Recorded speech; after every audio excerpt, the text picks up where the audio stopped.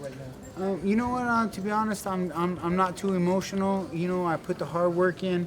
I believed in myself, and I went out there and I got the job done.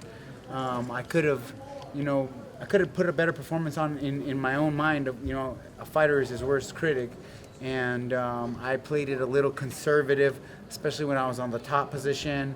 And you know, I just knew he was a dangerous opponent, very well-versed veteran who had some sneaky tricks up in his book, and I had to be careful. And I really was in a dangerous position in my career where I couldn't afford another loss, so I had to play it a little conservative. And the next fight will definitely be a little more action-packed. I promise you that. Do you feel like you're rejuvenated being at 55s again? I mean, you've been bouncing around different weight classes. You know, going back to 155 is like, it was very rejuvenating. Just after doing 45s was too much for me. It was too much of a cut. You know, even cutting to 55 still was 19 pounds. A 19-pound cut coming in 19 pounds on Tuesday at check-in time. And so, yeah, no, I felt good. I was able to enjoy the experience. I was able to enjoy fight week, every workout. I got to have some nutrition in my body. So, yeah, I was revived and revamped, and just excited to be back here in Vegas, because this is where I started my UFC career. My first big UFC pay-per-view was here at the MGM Grand back at UFC 54. So you know, it feels like forever, but it's good to be back, and I'm just excited to be back in the W column. And on the positive side, I have no injuries coming out of the fight, no cuts, no stitches, no broken bones, no nothing. So that means I can get straight back to training camp, go help out my teammate BJ Penn, get ready for his comeback, and just get back to work. What's that like having BJ Penn in your camp? It's amazing, man, because we were always friends, but we never would train together because we're like, oh, we're gonna fight one day, so we better not train together. And when he decided to come to Greg's, I was the one who I think sealed the envelope when it came to him fully committing to moving his life to Albuquerque for a while to go at it again. And so, you know, he's my boy, and he helped me for this one. I'm going to help him for his fight, and it's just a different dynamic that we have because we went to war against each other. We have a tremendous amount of respect for each other, and he understands, and I understand the ups and the downs of mixed martial arts, and we're both relatively in the older age group, so it's like, you know, come on, man, let's motivate each other, let's lift each other up, let's believe. You believe, I believe in you, you believe in me, let's do this together. This was your 17th career win in the UFC by decision. I don't know if you know this, but that's actually a UFC record. Oh, wow. Yeah. Well, hey, there you go, making history. Try to be the first one to win in 4 divisions. Didn't go my way, but yeah, I'm pretty sure I'm not going down to 45 again. But how does that make you feel, though, knowing that you've had all these fights where they have gone the distance and you're still coming out on top? It's quite the feat, I would say. You know what? It is, because this organization is what makes it such a feat, because it is the best organization in the world. It is the best fighters in the world, and even some of the best, even like Fabricio Werdum, you know, he's been gone, and he got cut and had to go at other places, and there's been a lot of other fighters. Vitor Belfort, you know, he took his route to Japan. BJ, a lot of the greats have came to UFC and left UFC and came back to UFC, but I'm probably the longest staying veteran that actually, you know, stayed and made it and was never released from the company. Absolutely. Is there anyone you want to fight next? You're back at 55. There's lots of options. You fought so many guys in this division already. Is there anyone you have on your mind? You know what? There is. I do like the Joe Lozon fight. You know, we both they made it a couple years back in November. He got injured, I got injured, and we didn't get to do the fight. But the fans really loved that fight, so that's a fight probably that I think is more than likely going to happen. He wants to fight, I want to fight, and he was going to fight me here on this card, but his hand was broken. So we'll see. Maybe Jim Miller, maybe Gilbert Melendez too. You know, there's so many good 155 pounders out there, and a lot of big names. You know, we'll see what happens. You had a good experience with the crowd in Monterrey, Diego. That fight with Joe Lawson a couple of years ago was going to happen in Mexico City on the first UFC card. The UFC will probably return to Mexico City later this year. Would you like to have the Joe Lawson fight in Mexico City, where it was signed first? You know what? I would love to have my fight in Mexico City. I love Mexico. I love the culture. It's like my favorite place in like all the world. Like straight up, no lie. Best food, best tequila. I love Mexico. But the taxes were a little rough out there, and so I'm gonna try to stay home here in America, stay home in Vegas if I can. But you know what? Like I said though, if the UFC needs me, I'm there. I'm a company man, and I'm here to fight for the company and the organization. What about fighting in Canada? You've never fought there in your career. Yep. We got some awesome fans up there in the Great White North. What do you think about fighting up there? That would be a dream come true. I actually, when my trips that I've made up to Canada, I mean, die hard, the best UFC fans that are die hard, man. Like I went up to the Expo a couple times. I was there when Jake Shields fought GSP, and you guys are great up there. I'd love to fight there.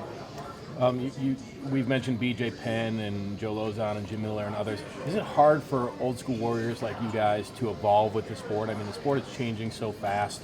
Do you feel like it's hard to stay on top and keep up with the latest trends in MMA?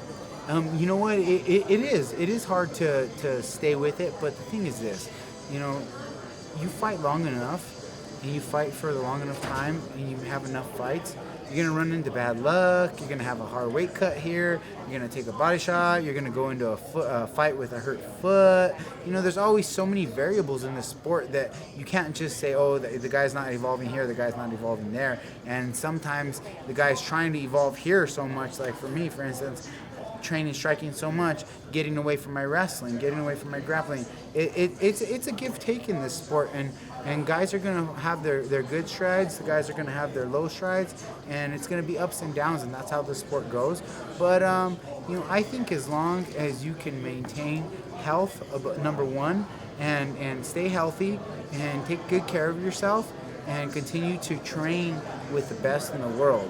I think that the big, huge difference in the fight with me and Jim Miller tonight was Jim Miller trains with his brother and some guys out of his own gym in New Jersey and makes trips to go train here and there with different good guys. But me, I have the best training team in the world, and that means I have the best kickboxers, I have the best wrestlers from Dagestan, I have all these different dynamics that a normal team that is just a bunch of guys who are trying to make it on their own.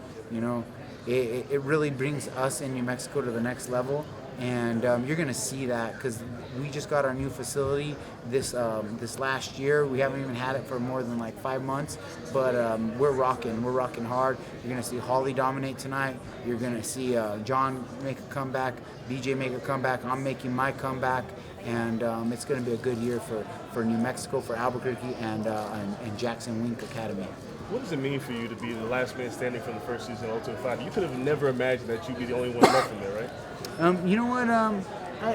I always knew I was going to be something in this sport, and I give the credit to God, because I feel like everybody's composed differently genetically. Some guys are tougher than others. Some guys, they're made of glass, and their knees are blowing out every 5. And some guys just have bad luck. I don't know, but all I know is that God made me durable. I'm made tough. I'm Sanchez tough, and I'm still around, and I'm still healthy, and I have to accredit that to also taking care of myself. Always, doing the yoga, doing the supplementation, doing the diet, doing the nutrition, staying healthy. And so, it's one of those things where, I knew I probably would be the last one standing in the UFC of the Ultimate Fighter Season 1 because I was the youngest one. I was only 22 years old when I was on the show. And so, I'm 34 now. I turned 34 on New Year's Eve, and I'm making my final run in this sport, and I'm just going to enjoy it and give it everything I have. And I think I found my true home at 155. But what I would really like to see happen in the sport is I think it should be fit. They want us to be healthier with the weight cutting, so I think they need to make it every 10 pounds. Because at 125, 135, 145, 155, then we get the big jumps to 170 and 185. and those are the more average sized men. If you look out here, we see these men, 190, 170, 165. These guys are the average sized men, and yet we have to make a decision where it's a big time jump, where you get big huge guys like Brandon Thatcher who are cutting down to 170, or you got guys who are just making it unhealthy and it's affecting their performance and their health. And something that I'm learning now, I work with Cerebrum Health Centers out in Dallas. They fix a lot of the NFL concussions, and it's all about balancing the right and the left hemispheres of the brain. And they do CAT scans. They do all kinds of crazy stuff.